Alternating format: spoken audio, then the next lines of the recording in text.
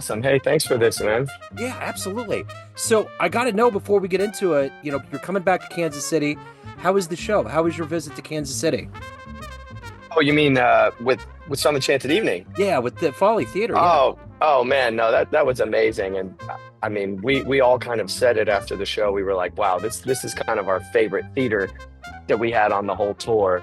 It was just such a great energy that night, and so many people came out to the show. It was great to see like a packed house, and I just wish we could have stayed and hung, for Yeah. another day.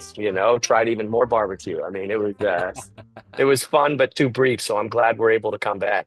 Yeah, that's cool. Yeah, the thing about Kansas City is that there's like this upswing. We're getting the World Cup. I know we got the sports, but there's so many people that love the music scene, the arts and culture. There's so many things that are just buzzing. And when you get in that realm, especially the Folly, it just incubates this good feeling. It's a great place.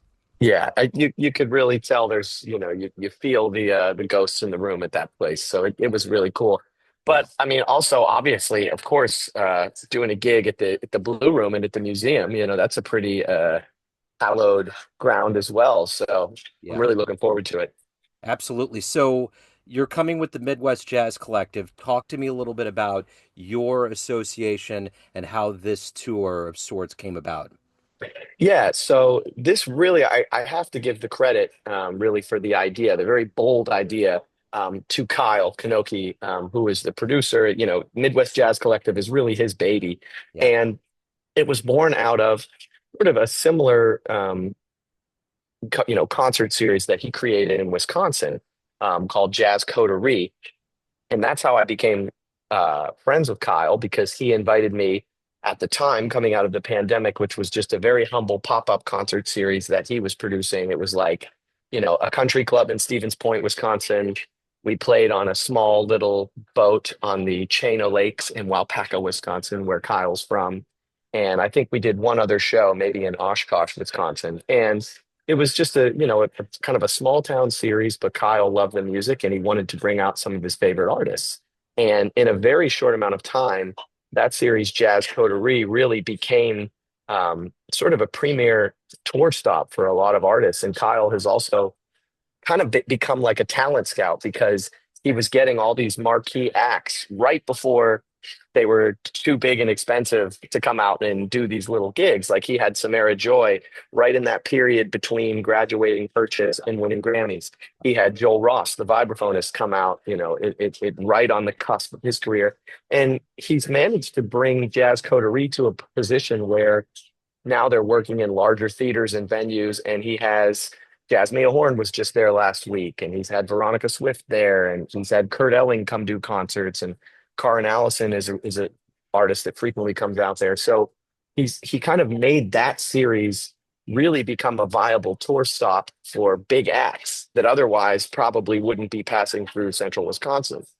And so I think he was really inspired by the success of that. And he said, well, look, if I can get all these separate entities in Wisconsin to sort of communicate with each other and collaborate on artists, why can't we do it, 2 hours up the road? Why can't we get to Milwaukee? Why can't we go to Chicago? Why can't we go to St. Louis? Why can't we go to Kansas City? And I think what we have found is that a lot of these clubs and a lot of these presenters, they're really gung ho about it because when everything goes according to plan, you're able to sort of get these touring acts that otherwise wouldn't be able to stay out on the road for 2 or 3 weeks. A lot of the shows that we've booked in these clubs are like Monday and Tuesday nights where typically you wouldn't have like an out of town act. Yeah. But because the clubs are all sort of, putting into the pot together on guarantees and some of the expenses, we're able to do that. So I think this quartet of mine with all these New York cats, we're sort of the guinea pig here. But the thinking is that if this goes well and the shows are well attended, that this will kind of create a circuit where all of these clubs are working together on bookings, and then you're able to really bring in some national acts to sort of stay on the road, which is something that I'm really looking forward to because a lot of times it's more like little weekend one-offs here and there. But at the end of the day, the whole impetus behind this is the advancement and preservation of this art form we call jazz. And I would think Absolutely. that a lot of musicians, because that passing the torch on is such a big part of it, that at the end of the day, this has to be a spectacular thing to be able to come in and say, look at this art form. This is what we do, and releasing it like birds into the wind and letting other people see it fly. Yeah, absolutely. I mean, it's really trying to, like you said, just increase the awareness and audiences, and also engage in the active communities. So, I mean, the local communities. So, educational outreach is something that Kyle and I really see eye to eye on. And a lot of the things we're doing in those early periods of the weeks, like Sunday through Wednesday, when you wouldn't typically have a lot of bookings, we're doing a lot of school workshops, clinics. And I've already been talking to a couple local musicians and, trying to get my ear to the ground on some young local talent and get some cats up on stage to sit in with us, because actually my first time in Kansas City when I was in high school, I played at the Blue Room with Bobby Watson as a part of the Monterey Jazz Festival's student big band, the Next Generation Orchestra, as it was called. And, that was my first chance to kind of be in a tour bus and go around the country. And getting to play with a legend like Bobby Watson and playing in that club, that was so, that was everything for me at that time in high school, at that age. And a lot of the people that I was in that band with are now full-time working artists in New York. So if I can do that for other local musicians and give them that inspiration and have them hop up with us, that's really what it's about too, because we want to cultivate the audience of this music for the future, but also the musicians. Speaking of the audience, I always hear that whenever someone sees a show and comes up to you and says, I don't typically get into jazz, but what you were doing was crazy good. I love it. I'm in. I want more. Is that kind of a part to a certain degree of what this tour is about? Is really kind of exposing people to this art form that typically wouldn't be? Kind of what is the aim ultimately for you on stage to the audience? Well, yeah, I mean, I think part of the reason that, I was the artist that Kyle reached out to sort of be the ambassador of this venture is because there is always an element of trying to engage the audience, similar to the show that we had, with Some Enchanted Evening, where of course it is high level jazz music. The musicianship is off the charts. You have these incredibly talented artists, but it's almost like, it's a quote that I like to say where I take the music deathly seriously, but I don't take myself or my place in the music too seriously. Yeah. And a lot of artists that inspire me in that way are cats like Dizzy Gillespie and Louis Armstrong. I mean, their merits as trumpet players are indisputable, but they also were as concerned with making sure that the audience was feeling connected to the show and was smiling and laughing and crying and having an emotional connection to the show, just as much as they were concerned with being virtuosic on their instrument. And I think a lot of times in jazz music, it seems like you get one or the other. It's like either somebody's an entertainer or they're an artist. And I really, for the life of me, I try to straddle that line. Yeah. So the beauty of this tour too is that it's going to be in the warm months, and that's kind of the time, right? Because the last time you were here, it was getting cold, and the Oh Midwest can yeah. be cold. So there has to be kind of this celebration, this exuberance of getting out. It's warm. Let's go. Let's play. How does it feel to be doing it at this time? Well, I've I've been in Wisconsin in the dead of winter, and I've had gigs, fighting against snowstorms where, you could count the audience members on one hand because there was an ice storm going on out there. So it's good for football on Sundays, but not necessarily great for going out and seeing concerts. So hopefully, we don't have too much of the elements to deal with. And like you said, I mean, when you get to the spring, especially I grew up in Pittsburgh on the East Coast, I know all about seasons and winter. And when it gets to be March and it all of a sudden it starts to be in the 40s and you see people, I'm like the guy outside in my shorts and a t-shirt when it's 47 degrees because I'm like, oh, it's so warm. It feels great because you've just been used to being kind of cooped up. you get daylight savings, and now all of a sudden it's a little bit lighter in the day. So it just feels like it's a great time. Like you said, we're all emerging out of our hibernation, and let's get out here and celebrate some music. And at the end of the day, it's a tour, and you've been on a number of tours. What do you ultimately learn about yourself with each successive tour? Like when you're done with it and you sit down and your brain gets to get into a meditative place, what do you realize about yourself and this music and what you're doing? Well, the first thing I would say that is so a unique experience about the touring is that you learn a lot about yourself, but you also learn a lot about the other people, and you learn how valuable surrounding yourself with the right people is, because when you're on tour and you're living in the van with these people and you're around everybody 18 hours a day, it almost doesn't matter how great the musicianship is. It becomes really about the people that you're with. And I've been very grateful. For example, that Some Enchanted Evening. I mean, we were on the road for a month and a half straight, and it feels like a blessing when you're the chemistry that you have with the other people, not only musically, but off the bandstand as well. And I think that translates, from the stage. People in the audience, they will come up and say, well, you can tell you guys are all really friends. You can tell you guys really get along.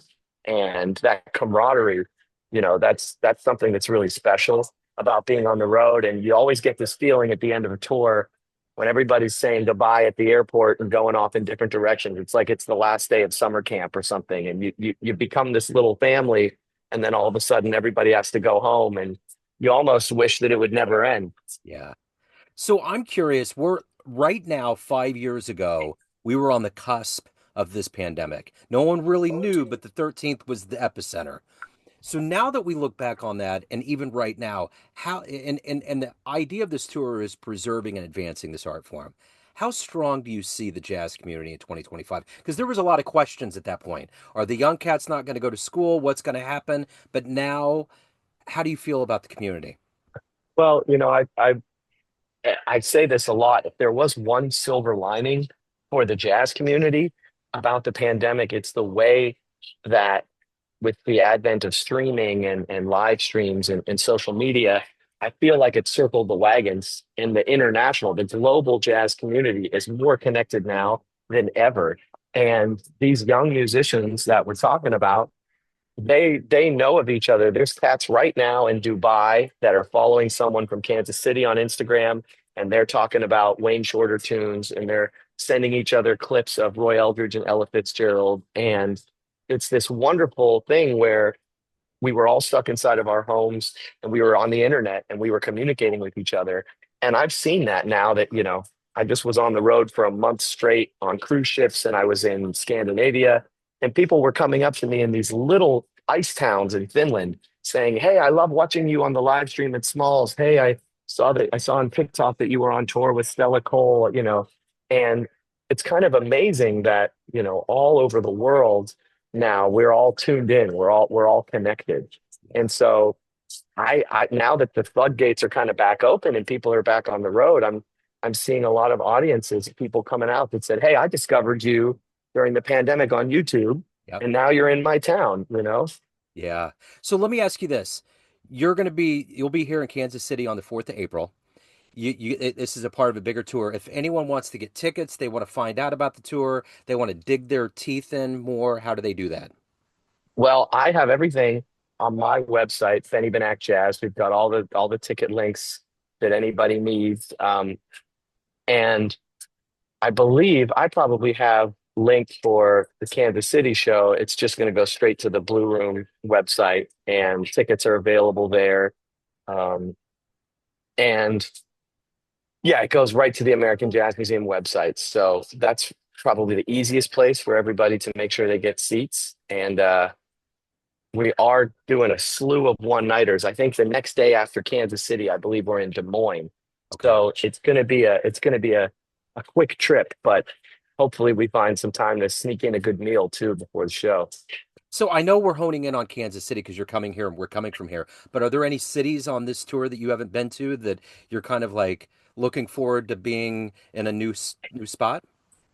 Yeah, definitely. But I mean, the Kansas City and the Blue Room is a big one for me because, like I said, I first came when I was a high school student, And then the concert was Some Enchanted Evening. That was really kind of a collaborative group effort.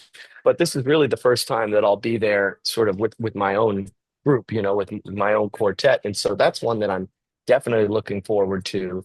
And a lot of the clubs I have been to, over the years by myself as a band leader. But the thing that makes this so special is that we're able to connect all of those dots. So like I said before, I might go to the Jazz Kitchen in Indianapolis and, do that for a weekend, but then just go home because Sunday, Monday, Tuesday are kind of like dead days on the road. Yeah. But because we've got these clubs to collaborate and we're doing a lot of, master classes and working with universities, we're able to stay out on the road. So, there's certainly places that I've played that have kind of become standard stops for me. Like we're ending the tour on April 10th at Winters Jazz Club in Chicago.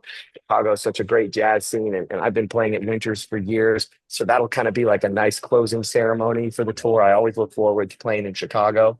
And then there's new clubs that have popped up even since the pandemic, like in Columbus, we're playing a jazz club called the Ginger Rabbit, and that's a brand new club, in the last few years. I haven't even been there yet, Yeah. but Columbus is, another kind of smaller East Coast city that I think punches above its weight class with culture, and they really have a great local scene and a lot of great local musicians. So I'm really looking forward to, kind of hanging with the local cats in each scene as we're on the road too.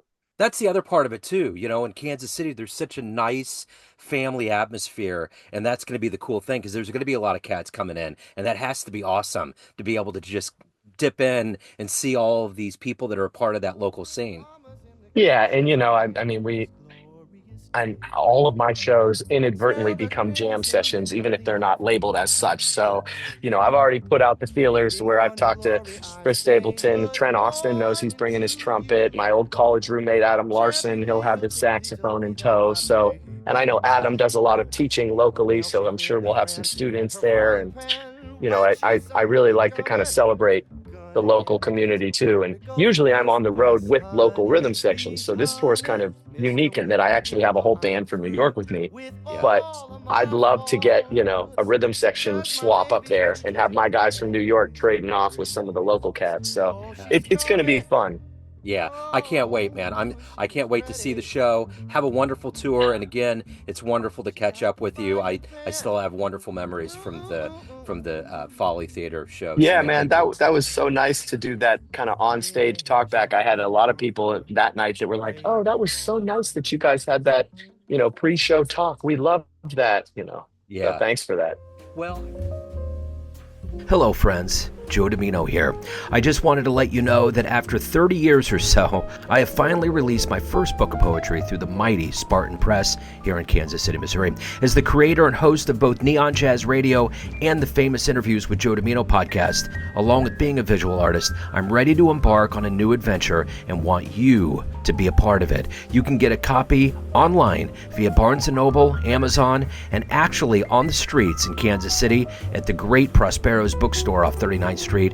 You can also visit joedomino.com for links to the book, to more poetry, and everything in my world, including paintings. Thanks for all of the love and support over the years, and please dig the words.